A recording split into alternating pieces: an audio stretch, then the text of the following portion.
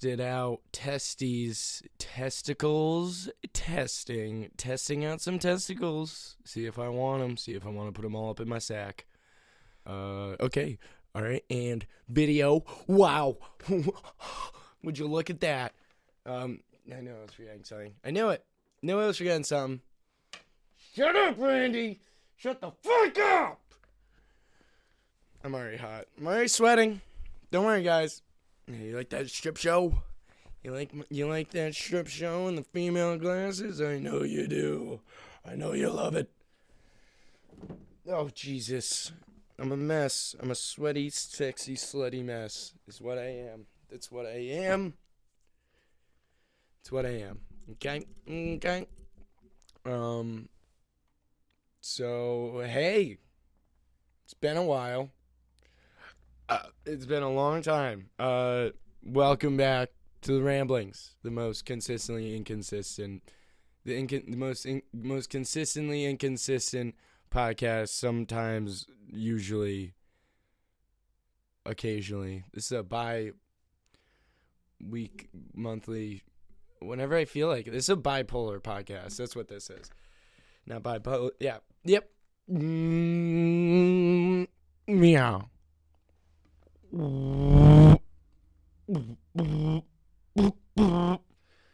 Welcome. I don't know. I'm not good with sound, so this is never gonna sound level. Do I wear the sunglasses the entire time? Maybe. Who knows? I didn't even know I had this pair. We have coffee. No beer today, people. Coffee. With Baileys. Coffee. Black coffee. Because I believe in affirmative action. You know what I mean? I actually was at work the other day, and we ran out of Sprite. So I just got the guy a Pepsi and said it's affirmative action Sprite. Is that fucked up? I don't know. You decide in the comments down below. As if anyone's listening. Oh. So it's been a while. I know it's been a while, and I apologize for it being such a while. It's been a while, long. It's been a long bit. This is my elephant. I have an elephant. He's snazzy. Should I put him? I feel like I should put him somewhere better. Somewhere where people can see him. He deserves his own spotlight. Or I could bring the mic higher. What if I just raise the mic? Did anyone ever think about that in their life? Probably. Oh, yeah, look at that. Yeah, you like that mic. You like it? No! Limp dickums! Lick dickums. Someone shoot me. Someone shoot me with a 12 gauge shotgun. I want a 12 gauge right in my fucking booty hole. Stick a torch in my butt and then lick it out. So, we still can't see it. Still can't see a little... Got it from my buddy Chris P. Not Crispy. Chris P. Cool guy. Nice guy. Nice fella. One day I'll have shit figured out, okay? But for now, we're stuck with this, okay? Am I wearing a button down in pajama pants? Maybe, okay? Do you want a better view? You like that? Yeah, you like that? You get a little twirl? Yeah, you like those PJs, huh? Would you, yeah, look at that. Oh. Right, get down. Get that falling.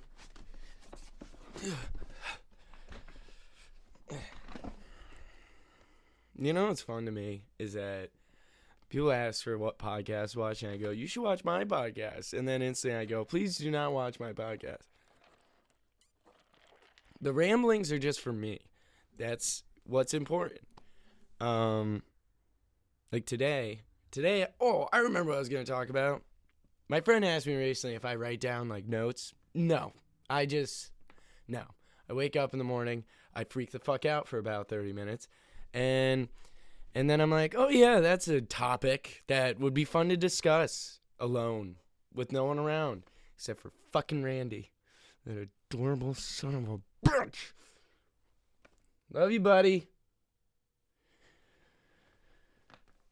He's a racist. He's a horrible racist, that bear is. I tell you. I swear to God. He's awful. Only barks at white people. It's crazy.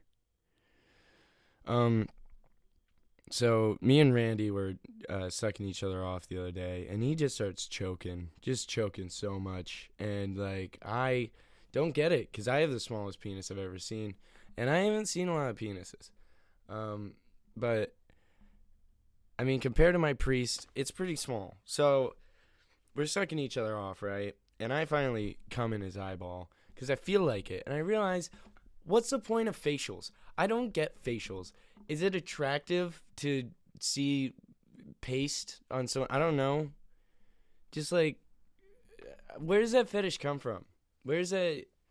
Did someone like accidentally get glue on their face and they're like, you know what? Let's bring this to the bedroom. You know what I mean? That doesn't make any sense to me. It's weird. I did it recently. Well, not recently, but I've done it before, and I didn't want to reciprocate. I didn't want to do it ever again. What's the female version of that? Is there a female facial? Like a girl squirts on a guy's face?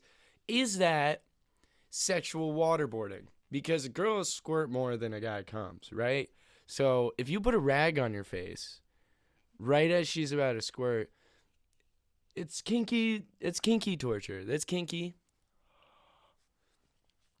I feel like that's a convenient kink. That'd be a very convenient kink to have, you know?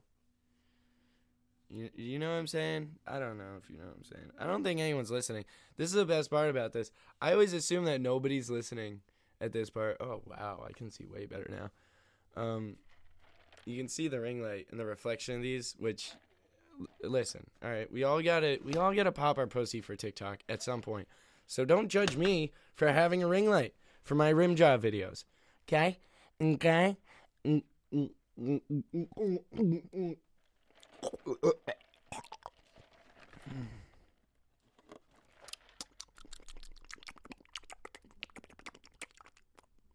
Yeah, I do my own auto tune. No biggie. What was I gonna talk about? Oh yeah, I wanted to talk about what did I want to talk about? It was like I don't even remember the complete context of it. But I really want to talk about like offensive humor and cancel culture and shit like that, because it's been very interesting recently. Like how it seems like it's everywhere. But if we really think about it, it only affects like the most famous people. You can't get canceled if nobody knows who you are. If like, I mean like, yeah, you could, people won't like you as much, but like you can move somewhere else. You know? That's a luxury that like that's an interesting thing to think about, you know? Like I could go on a tirade. I could like get canceled where I am. But like if I just move to another state, nobody knows who I am. I'm not canceled, you know? There was one guy who like came here, he was a comedian. I'm not going to talk about this too long because he's irrelevant, so why talk about him? You know?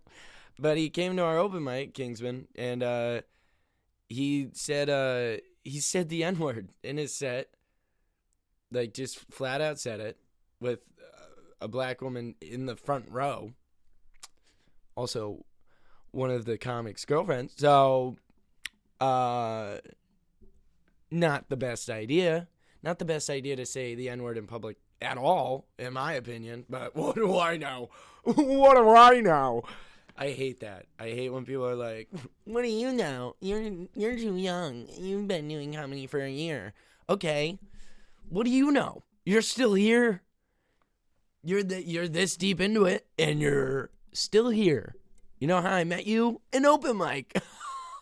Yeah, crazy. So stop giving me shit if you ain't got your shit.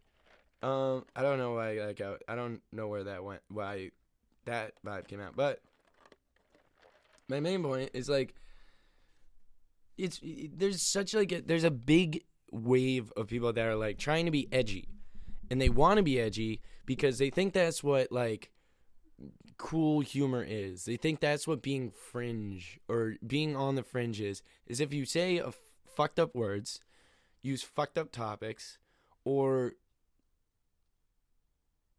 use slurs or like offensive stuff, or you're degrading to people. That's the one thing that's like really been I've noticed a lot recently, because we all know slurs are not good to use in public, but like when you're just like weirdly degrading to people, you're not accomplishing anything. Like when a guy talks about like, oh, I like tight wet pussy, or like save that for the bedroom, okay? Because it's not working here. It's not working at a dive bar. Relax. But like when I can't get behind, I don't get it. I don't get these guys that are like talking about fucking, talking about pussy all the time. You're Amy Schumer. That's what you're doing. You realize that's the set that you're doing when you talk like that, right? You're Amy Schumer. That's all you are to me. And I don't like Amy Schumer. And here's the thing. Female comics need more exposure. Someone like fucking Amy Schumer ruins it. And it's the same idea with white straight men. A guy texted me this recently because he got banned from our open mic. Nobody banned him. The boyfriend of the girl that was offended by him saying the N-word said, if you come back, I'm going to kick your ass, which is 100% valid. Makes 100% sense. It would be weird if he didn't do that. And even if he didn't, she would kick his ass. And I know her, and she's badass. She would kick the living shit. She would probably do a better job of kicking that guy's ass than her boyfriend would have. And that's this guy who's such a fucking pussy thinks he can. All right, I said I wasn't going to talk a lot about this, but I need to call this guy a pussy, flat out, because he is. He's a bitch.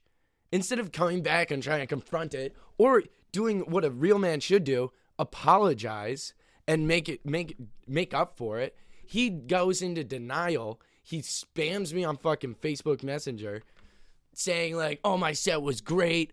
I didn't say the N-word at anybody. Funniest part, texted out N-word, because God forbid you say the N-word on Facebook, but in public, in front of black people, go for it. Just, yeah, say it flat out. Makes so much sense. It makes no sense. This is what I'm trying to get at, right? Is that these people are like, I'm edgy, I'm fringe, I push the boundaries. You can't push the boundaries when you're a pussy ass bitch, okay? You can't be pushing the edge, all right? This is one thing that I respected about Hunter S. Thompson. If you don't know who he is, I suggest looking him up. But he is the origin of gonzo journalism. If you've seen Channel 5 News on YouTube, same kind of vibe. Where, like, they went to the extents, the verge of society, the edge of society. And the point was to document and characterize and show the depth of these fringe societies. Not to oversimplify it to the point of words, of tiny little words. They showed how much depth was behind it.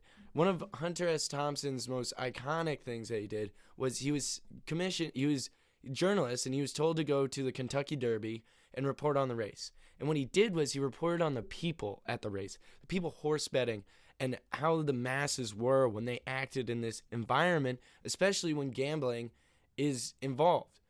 That's a side of horse racing that wasn't talked about before. It wasn't discussed. Now, this is what I'm talking about when I say edgy comedy needs depth.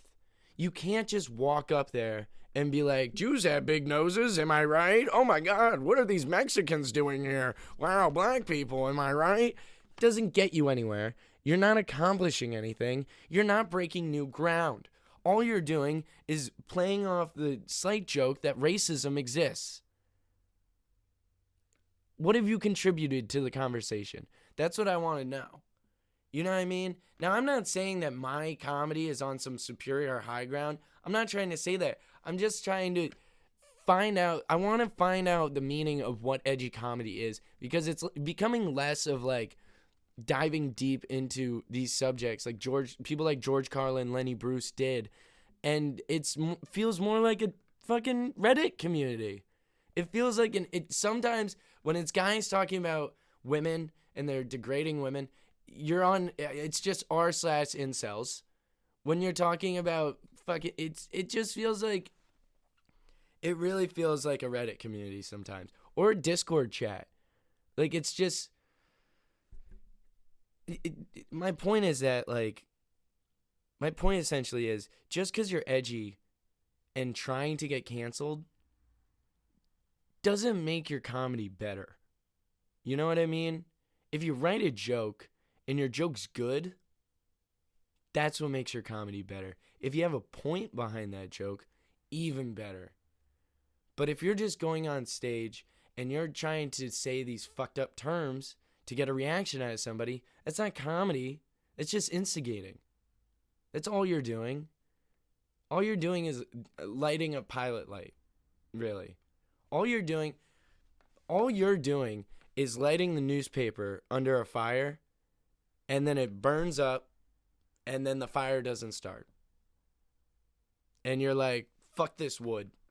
Fuck the wood for not burning. The wood didn't catch on fire, and it's the wood's fault.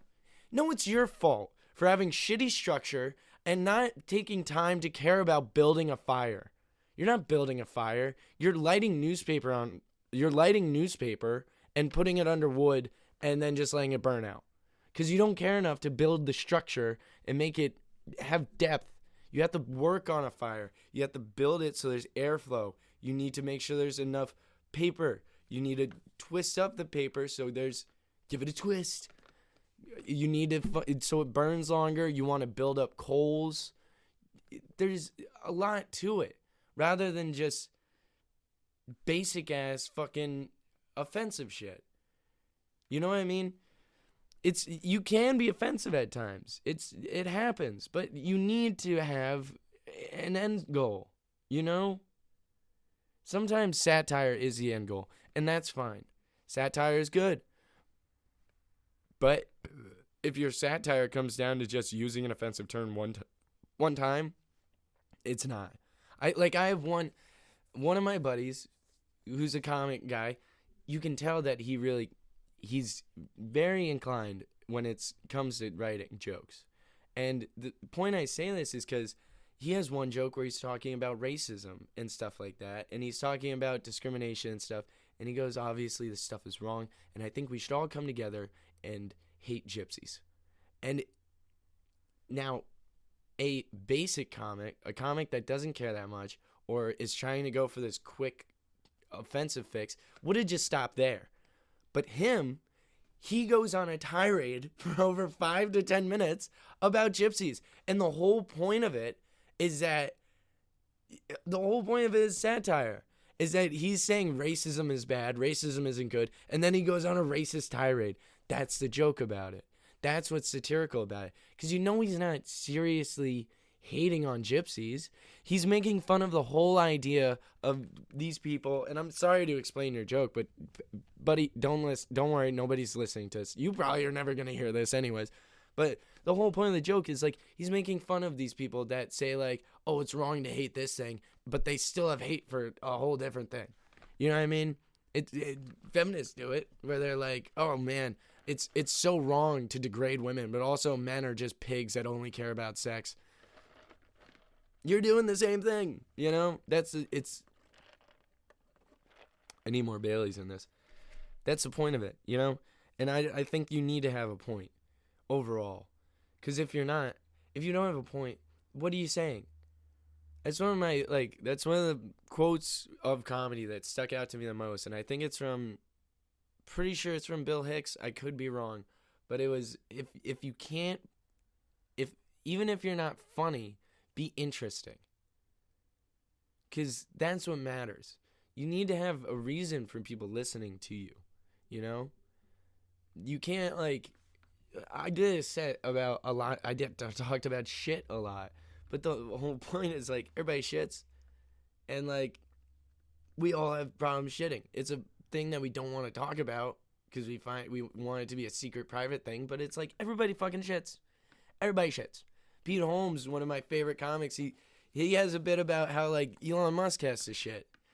Like, you don't think about it because he's a super genius, but even he has to go, oh, I'm out of toilet paper. Like, that's comedy right there. With a point, with a purpose, If you want to tell offensive jokes, do street jokes. Or do something like that. But, like, if you're going to be edgy, there has to be a point to it, There has to be something on the edge, some meaning to it, It's something that I loved about Hunter S. Thompson.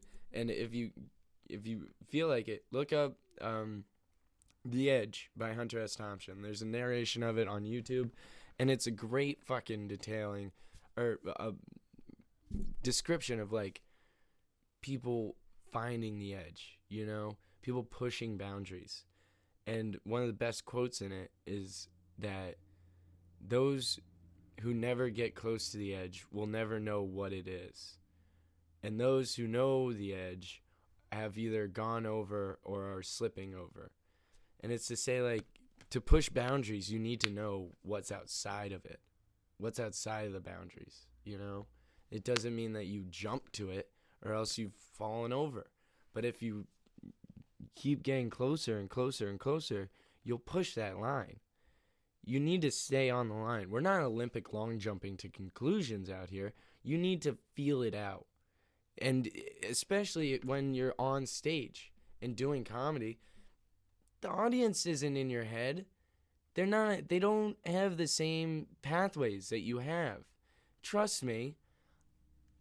I know that I fucking sound crazy quite frequently. But it's because I jump to shit. And the thing is like you need to slowly work people into where your brain goes, It's the hardest part about writing jokes is that you have a train of thought, and most often we write out where that train of thought has got us, but you completely forget about the journey that brought you there. When in reality, you need, for the audience to understand what you're saying, you need to walk them through it, I had a joke about suicide that I'm still working on it, and it's been so difficult to work out all the problems of it, but the main point of it that I'm trying to get to is that people trivialize the term I'm gonna kill myself. And the main point of it is if you overuse the term, you're not gonna do it. You know what I mean? Because the people that are really affected by it don't talk about it. And what I'm really trying to talk about, and I'm explaining my joke, is that there's a stigma around suicide saying if you talk about suicide, somebody's going to do it. Which makes no fucking sense at all, honestly. It doesn't make sense. It's like saying if you talk about murder, someone's going to get the urge to kill somebody. It's not true. The truth of it is the more people talk about suicide and the more that we talk about these feelings, and I talk about it with people, they don't enjoy it and it's negative, and I don't force it on people, but I let them know by talking about it and saying that you deal with this stuff and mentioning it, lets them know that they're not alone. And when somebody's going through that, that's the biggest problem. That's why it ends in that. Is that people feel so alone and so isolated and have nobody to talk to that they end up doing it because that's the last result. They have no one to talk to about it. They have no way of getting those negative emotions out, and thus they end it. And it sucks. It's awful. This week is really difficult for me because I lost a very close friend of mine to suicide years ago, and it's a hard thing to talk about. But the point of the matter is that we need to talk about it. And this is why comedy is such an important art, is because it needs to be discussed. And that's the challenge of a comedian, and what separates the people that don't know what they're talking about or the people that aren't invested and the people that are determined is that you care to make the joke work. I haven't used this joke much. I've talked about it a few times, in only when I'm not recording. But the point is, like, the point is that you can be offensive and you can be fucked up, but you have to have a point, really. If you have respect for the art of comedy, have a fucking point. And it is all about shits and giggles. Like, I'm not saying that everything has to be serious. Of course not. It's comedy. That makes no sense. But I'm saying if you're gonna say fucked up things, have a point. Or make it fucking funny. Just make it. It has to be funny. That's a hugely important aspect, is that it's gotta be funny. And if it's not, if it sucks, I don't know what to tell you. That was one of the things that made me laugh the hardest when this guy was spamming me about being banned from the Kingsman, is he said my set was awesome and everybody loved me. No, they didn't. I'm sorry. Maybe you should get checked out for schizophrenia, because everyone came up to me and said I didn't like that guy's act. Who the fuck was that guy? Who's that asshole? He made me uncomfortable. He said this slur. He said that. That's fucked up. He said he made me feel gross because he was saying horrid shit with no punchline. And that's why his comedy sucked. And that's why I don't want him back, even though I didn't specifically ban him. Do you know what I mean? If you're listening, I don't know if anyone's listening at this point, but like, there's a deep philosophy behind this. And I'm still uncovering it. I'm still fresh into comedy. But that's the thing. If you don't give a shit, or if you don't have a respect for it, then you're never going to know. I know comics that are 10 years in, and they still don't seem to fucking get it. They still don't seem to get that you need to dig deep for this shit. You can't just have a line, and that's it. Forever. There's some lines like that. Like, I like one-liners. I love one-liners.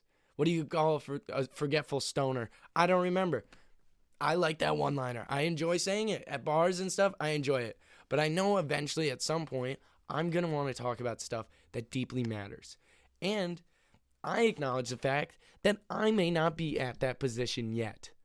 You know? I'm not in the position to go out there and just talk about suicide every night, because people don't know who I am. I haven't earned the respect to do that kind of comedy. I'm still earning my fucking stripes, and I still gotta work for it.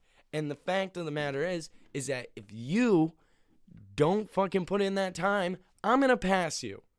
And I don't plan on passing you, and it's nothing personal, but I'm not giving the fuck up, and I'm not slowing the fuck down. So either you pick up your game, you step up your game, or see you later.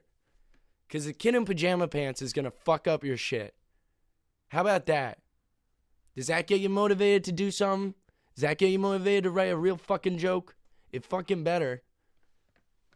I'm realizing just now that that these glasses and the ring light look like my eyes, and it's really creepy. If you're on shrooms and watching this right now, oh my god, that's actually really funny to look at. Maybe I'm just spaced out. Maybe this Bailey's is hitting me. I don't know. Doesn't it look like my eyes? I wish there was a way to make it look like I'm winking. Is it? No, I can't. I don't know. I went way over time. We're 8 minutes over time. But maybe you stuck around for this. Maybe you stuck around for this craziness. And I don't know. Maybe I'm wrong. Maybe I'm wrong, you know? But I feel like a lot of comedians that actually give a shit would agree with me. And I feel like audience members will agree with me. Because no matter what, you can say whatever you want. This is America. You have freedom of speech, but there are consequences to what you say. Especially if it's not funny, and especially if there's no point besides using a hate-filled word or a degrading statement. It's just the truth of the matter. I don't care who you are, what you are, what you do, it doesn't matter. You know? It doesn't matter where you come from or who you are. You can say whatever you want, but there's going to be consequences if you don't have a respect for what you're saying. That's with anything. I'm not going to listen. The interpretation that people receive, what I always tell people, and you can have any intention you want. It doesn't matter, okay? Because at the end of the day, no matter what you say, for every one intention that a person has, and each person has 1, 2, or 3 intentions, there are millions of interpretations to be had. It doesn't matter. It doesn't matter your intention or what you meant to do. There's going to be so many different interpretations that you won't be able to keep track. Because for each person that hears what you're saying, no matter how many intentions you have, each person is going to have that many interpretations, if not more. So your intention doesn't really mean shit. And especially if you can't communicate it properly, the interpretations are not going to match up. And that's where you get into cases where it's like, oh, I didn't mean to say it like that, or I didn't mean to do it like that, or that's not what I intended to say. Well, that's what their interpretation was. And you can't get mad at someone for that interpretation. You just can't, because it doesn't make sense. All you're saying when you get upset at someone for their interpretation is you're just saying they're wrong. And you might be right, but it's not their fault for being wrong. You know what I mean? It's like yelling at a kid for doing a math problem wrong when you didn't even explain it properly. If you didn't explain math properly to a kid, and then you tell them to do a specific problem, and they fuck it up, and you yell at them, or you hit them, or whatever the fuck, is that on you? Isn't that on the teacher for failing to teach the kid? It's your job to teach them, and it's their job to try and reciprocate what you have taught them. So if they fail, you fucking fail too. It's that simple. I know I sound upset, but in reality, things are good, okay? A quick update is that we're doing good. I'm doing well. I'm happy. Me and Rudy we started our own comedy group. Well, it's just the two of us, but just the two of us. We can make it if we try. But we made a comedy group, On the Sauce. You can find us on Facebook and Instagram. We had our first show. It went amazing. I'm hoping to get some clips out of that. And yeah, it went great, and I can't wait to do another show. We have a new venue. We got Kingsman on Friday nights, open mic. Then we got Judge Roy Bean. We do a comedy show there now on Mondays. Not Mondays, every first Monday of the month. So the next one will be March 4th, Monday, 2024. And then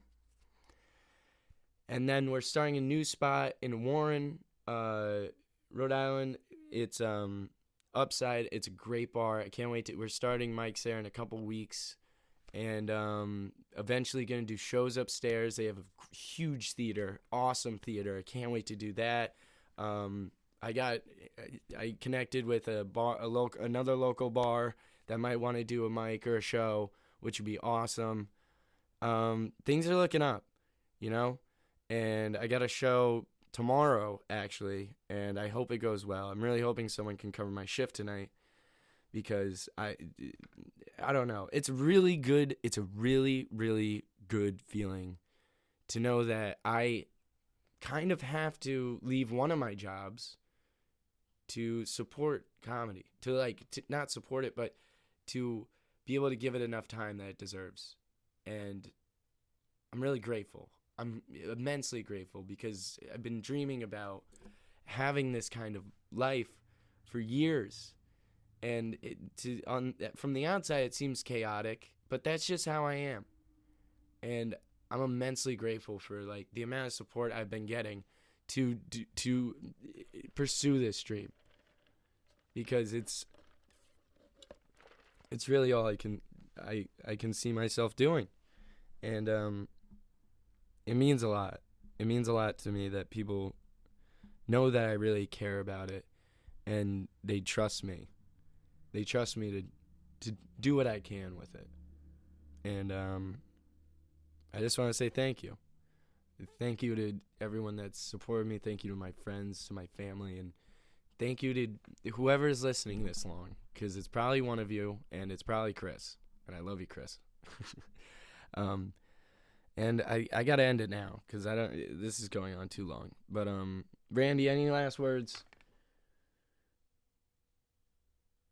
I agree. Frank Vaughn is a piece of shit, and he's gonna die in that van. Yeah. So what are we gonna end this on? Comment the N-word in the comments below. Say any slur you want in the comments. Don't do that.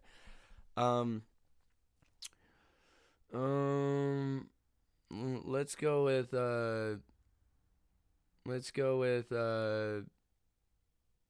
Bailey. No. What term should we use? I don't know. Let's go with let's do marinara sauce, cuz I'm thinking about Rudy. Why not? I like Rudy. Rudy deserves it. Even though I love saying marinara sauce. Marinara sauce is the comment. Okay? Please comment marinara sauce below. Leave a like if you feel like it, or don't. It doesn't matter to me. I don't mind. Subscribe. That'd be cool. And yeah, thank you for listening. And I really want to kiss your rectum. Yeah. Thank you. And goodbye.